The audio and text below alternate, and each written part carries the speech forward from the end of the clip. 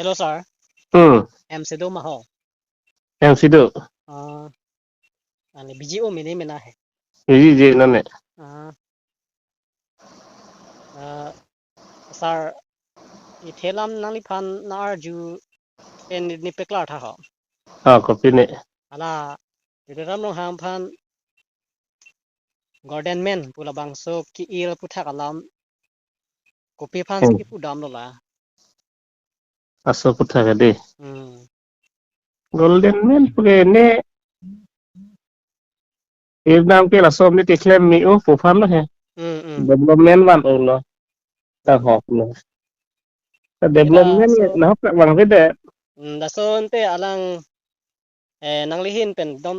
ni peklar dak than te alang li ko anang ding pen ke chun ben se la pusona ki il dun long poblong. Mate ke chun chi ko an pen se ke du pen se nali tum ning kang sam se du thulang mala so putha kala Asal putih ke ni kang Samsung ke dolar. mm Te alang pulo karbiang long ke each and development pulo. mm 11 years alang li CM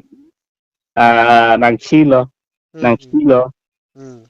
Engkan kreasi nang chibet afisita karbiang long lang bung si gunang la. mm Asan hak taksi karbiatum hemso si hem cho hang dunang la mm la si ningkan crazy galang li karbia ke phantang ka pa chon tek long le la mm komane hemso long olo komane ration card long olo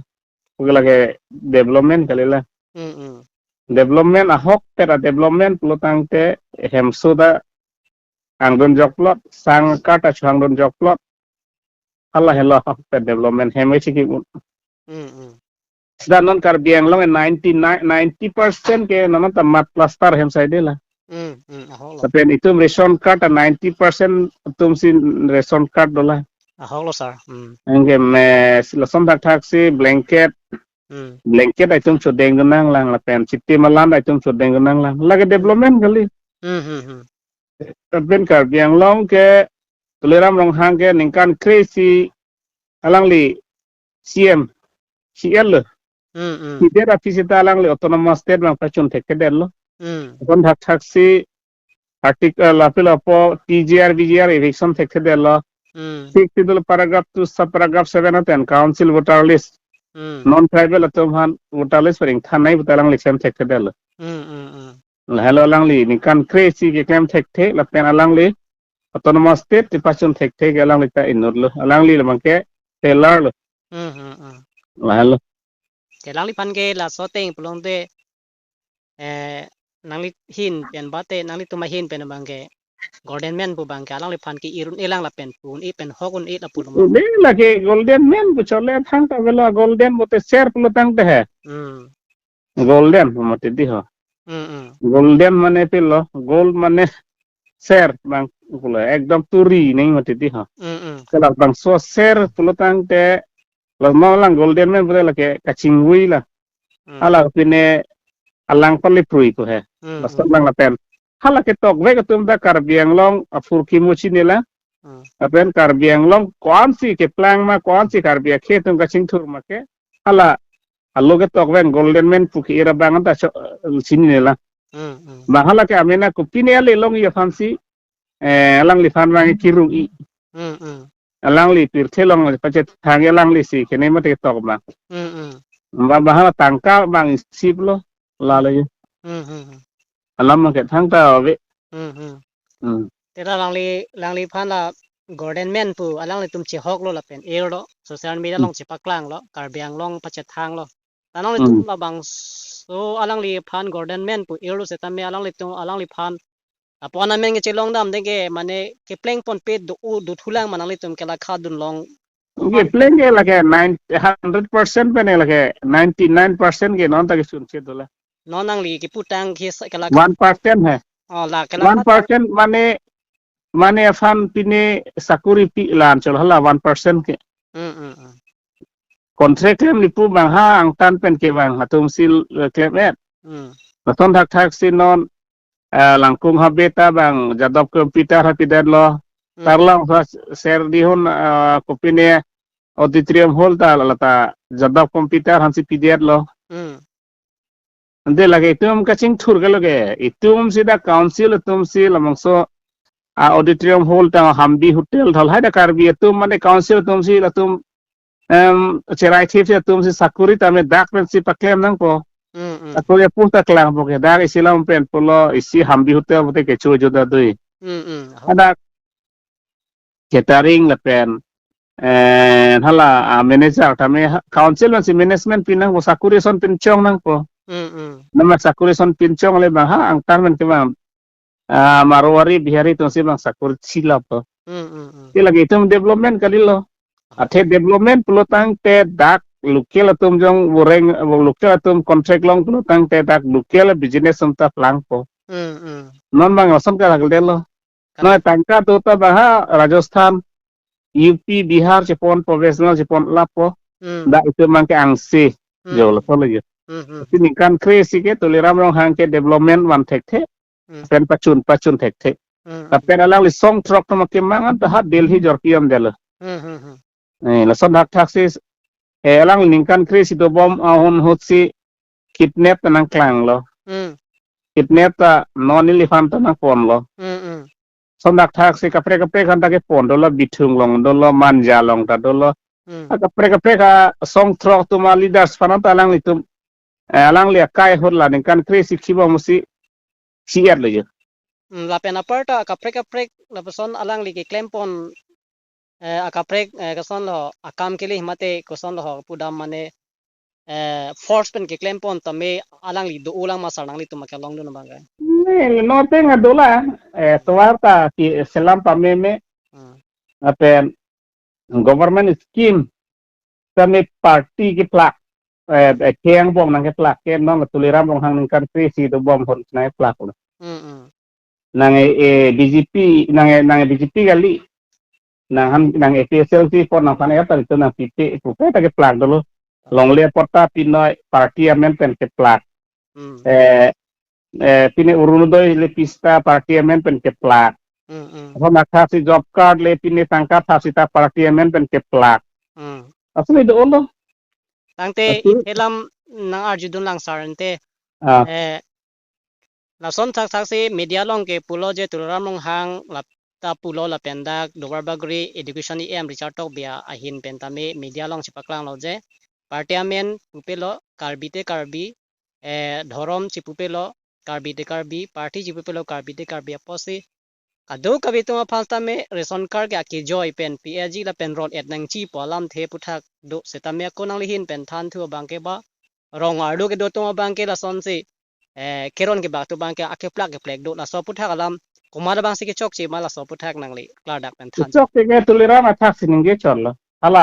alang li tuma vokas samge lake la BJP to han pichor de PSLC to komane ASDC to komane Congress to komane CPML han piri de poteng bang vokas unta klempo aga vokas tumta bang tamena protocol che mani dimati la semena protocol bang ke lang tum cibide se lang dia tak protocol charkan det lah na so te important te karbia khai bang ke alang li kaning je pen ba karbia khai bang ching hon mate karbiang long phan ka chebolom votuma song thak asuka chenom doloma we mala solam bang choklim putong pu poma mate chokchi pusi puthip nang polam sa karbia khian pangromon thek se inglong khian pangromon thek se lo alang li parliament pen si jata kiron patale ron ta PSLC to man ge pon ponte upine contract ame parliament pen si ke plak la bill tanon son pipe der lo parliament pen lo gente non kar biang long ke scheme do anda la ke to ram ke khiang mong ke plak si thek long bom la non isilam lo job card tang ho pipine urunodoi tang ho PM kisan tang ho pipine jo dolo lang aiwa hem ki pianta alang itu vokas ke karbi fansi ke ther nang tu PSLC ka pot BJP nang mun dete ke tu thang na pipi pusela me lagi party ame ke plak lo khiang ding nang ke plak lo pi tuliram long hang ke la ke karbi ke fan ka ching hon bangali penglong ke wan ching hon gali ka ching hon pole aning klong ma ka ching hon puchi paklang ni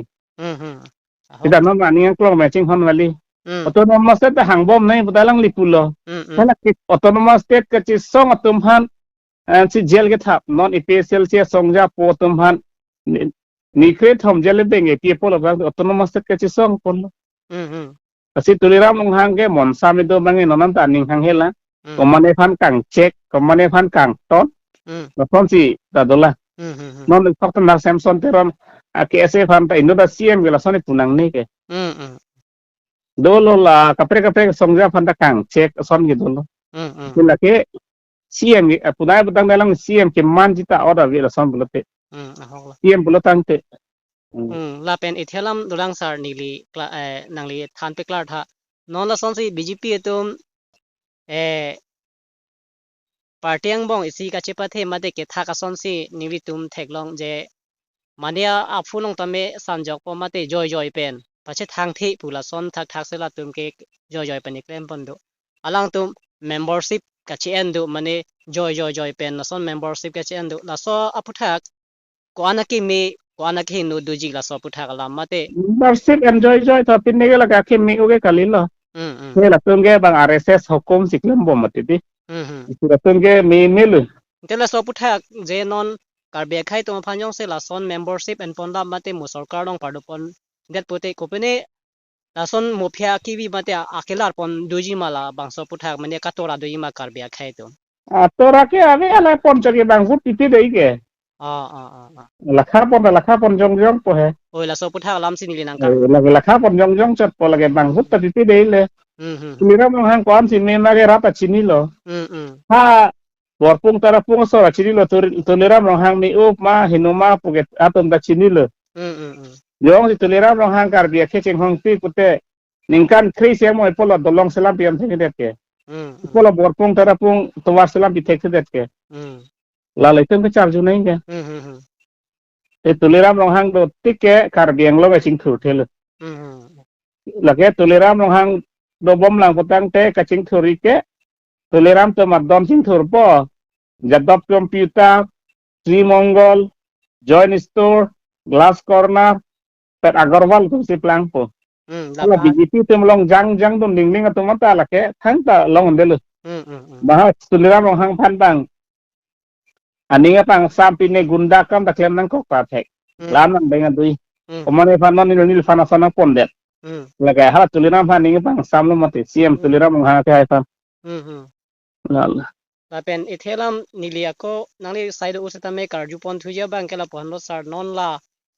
30 department อพุทธะกลามโลละเป็นนอนละtarget progress ละพสนาสักุริการบิตุมาพันปะกอมเฮกเจนอนเกนอนติบอกเฮดเจดักดวาร์บากุริลองดักได้ทอลองสตาเมเกดัมตังตาลังตุมเพรสมิดอิงนี่โลเจ target progress ละบังโซawering awar sai putha karbi tu maphan ke dak dowar bagori MEC education EM lo alang li Richard to bi ke do homosti long si chepalon the hedat la so putha ke ko ana kivik do lon te nali tum ke thegam long ke forget hadi target forget tu maphan da karbi englong non sel mo da ni tum da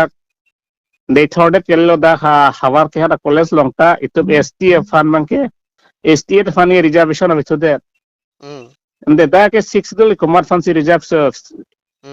schedule tribe but ST hills at fancy reserve people at reserve but like tulira long hang tek pon tulira long hang alang liki up e posi la sarang cheman la kubasi ki up e kubasi tek mane alang le ning hang teng pen amen la sai claim long le athelang le sai claim itame himonto Amit Shah Modi fan charge nai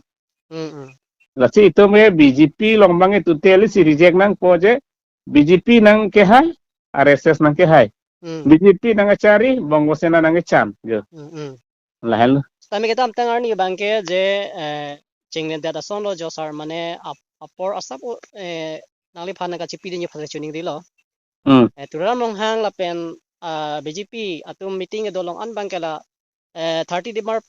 department matela third grade progress atum phala pen boring war sai la ter lo than bang atuma phans tami la pen parta la karbiang long loge thek ja phan pen cheng lok la pen la hai boring war sai satami pakam pon pu sitami no no bang ke munitum anu tin tal ari deng long ke le la son se omuna la so puthak abang ke ente kopia pot lo la alang le tung ke patu et ma mate ke le lang mala boson nang ni tum la bang song bong kachini dun do ma mate le lo mala sola puthak kopi bang ha la non wareng awar sai tame ke bat ponji mate la third grade fourth grade tu ma phanta pg pus tame non karbi tu ma ko ke long thela boson se hangjo tela so puthak abang ke tela turam hang ke lam chak chot loma mate ke dialo mala lam chak chot mane lam chak pinong lo athi lage rat fana pa choba yelang li vut e chore i fan chot jong si kar biang long a khe ing long a so khe fan ga ching hon vek pulo tang te halang tan mena ke che so tam hang lang li teng nang pole alang li dakke nang to sakuri ang klan long le dakke constitution pe teng ke ing long so tam hasi fan nong pilo dakke sidul pilo sida non bang lagal de non Arahat college lo Dethor college lo son ke lake pilo po Dethor college lo ta ST thandi chaba vedet lo tom si hala da hawar khelong ta ST thandi chaba vedet lo kiyante ati tuliram rong hang ke kachini ne ka thek the ko bangke lake pu dakun lapen alang li dotti ke karbia khai lapen inglong so khai ke ching thudun del alang li non jit klem bom plutang te lake karbia khe mase jut ko hi lapen jut let ti lake lam lapen la koi si bang ki jusi karyu ji bang ke non turam long hang bang ke non la November kalete November kalite December la bang song bong sarjai ka thar pen secret alam ka ching kiji la so puthak alam ongdung tum ke kamang hudam do kupi ma la bang so puthak ba pia lam se ching kiji ma la so puthak ete nali tum la bang so puthak aru pen peni ka chini dak dundulu man te la bang so ka ching wai alang li ka chepa klang puthak ka ching wai yitu ke lam nang ke thang takale eli tum 6 dilam thanarat polo ma rat tum chin de la rat tum BJPN ke kroi bang ave jega thar sarfan ke parem ji jega thar sare rem re tapi nak ko tuliram rong hang son son se dan di tali tavi ko pene ratum phan episode sia ratum phan mate kepa lugi phat kapamang hudunji kapamang huponji phan tong ke klem ma mate kapaklar dagye phan tong ke kamatha lola tuliram rong hang ke kosun de paklar thek po 6 dul likon chini ne lang le tuliram e constitution na hor mu se chini ne lage ena to la bange la bangso ang deng bange rat phan thandak ni athe tuliram rong hang jong se 6 dul thek 6 dul chini lapena khai cheng hon pik putang te ningkan krei siang bong ipol hal autonomous arpil autonomous state pachun thek det apen 6 dul paragraph to sub paragraph 7 ote non tribal to han pol longling than hai rakente constitution ga chini ne lo ke thek the porlo lo ga chini ne porlo asi tuliram rong hang ke lo thek the aron the chini ne belang liben ke chedan ji ta ke nang sodave jong chedan ji bolte discussion do na PSLC atum ta central committee team do polang ta team karbiang long pen BJP atum IEM CM do pen dorape nang discussion na dak puna na atum da team bang oi tum da team bang po ako sik sidole ke debate di sia ke nang so da velu lage already lage bang debate set constitution manelu ka implement je kam ke debate je sia ke nang so teli halake rat ma ke mang ke sik sidole teng pen ke che so to han votar le sing thani ke che to teng pen pilo len pata ing thanai busi hada ke pu hala so teng selang liklem nang posta non bangalang liklem kle pin si sik sidole jai ka thar sar pen debate ji pu Miram rong hang cima tharai tha nang li siem poling ali ke charli ke thek tak kolosong deng sinang li ke charli ma jai ga thar sak kolosong deng ke charli malata nang li cima tharai ni nang li siem pumat ni ning hang aling pu bange chok ye la ke rap nang li fanang neng nek rong hi la ke nang li kwan ji ke thek ma ke rap sinang sini mati nang li jong si aron thek pik putang de len patai poleng than the de trading license poleng than the de trading license join ni council awang ke klaim bom tam dareng so dam nang la tax kirung dam hot kente si log thek the aron ge chini ne pot si na sonang cherman il tapi alang li do tik ke karbiang long ke autonomous ta man thek the apen pachun da thek the apen 6 sidul paragraph 2 sub paragraph 7 ateng pen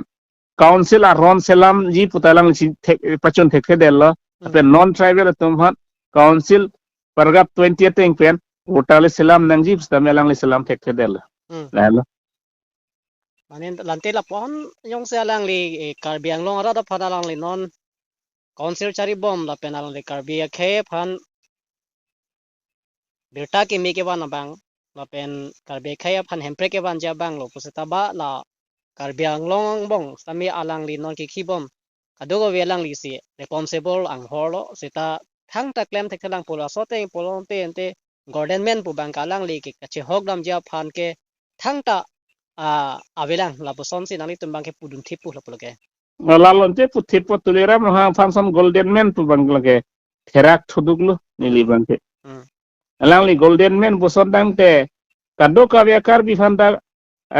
ser pinchong nai gente ser ka pinchong ko pilo potang de lamang so alam the bang pathanam plotang arlo arsikong man thanam plotang te